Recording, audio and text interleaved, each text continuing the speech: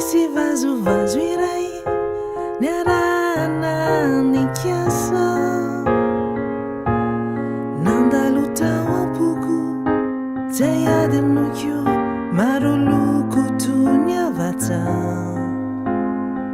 Ianao ny hiry zao ny Antsa,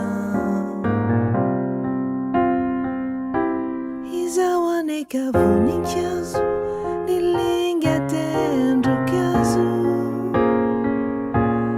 nanintona ny saina to tsy hay toaina fa nifikitra miniaina,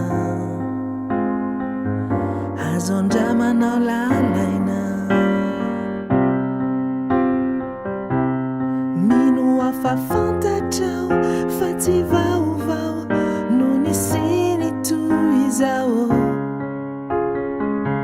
ngambany ao atena ny faly raha eo fony ianao, ary tsy zay ihany anefa mbola be dia be no tiako tantarainanao.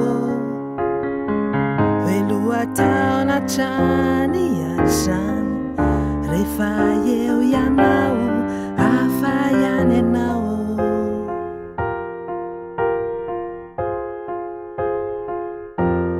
Izao aneka voromanga nireo tany,